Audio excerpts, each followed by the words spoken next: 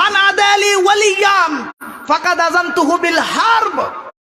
সহিহ আল বুখারীর দ্বিতীয় খণ্ড। দলিল ছাড়া আমি কথা বলি না, সময়ের অভাবে আমি দলিল দিচ্ছি না, তবে কিছু দলিল দিতে হয়। সহিহ আল বুখারীর দ্বিতীয় খণ্ড 963 নম্বর পৃষ্ঠার মধ্যে এই হাদিসটা আনা হয়।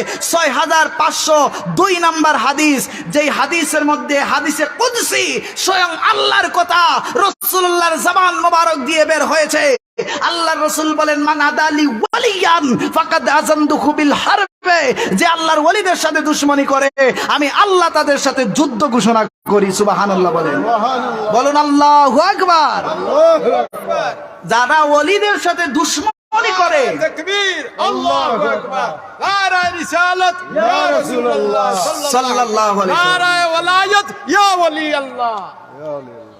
সম্মানিত হাজিরিন, যারা আল্লাহর ওলিদের সাথে দুশমনি করে, যুদ্ধ করেন কে?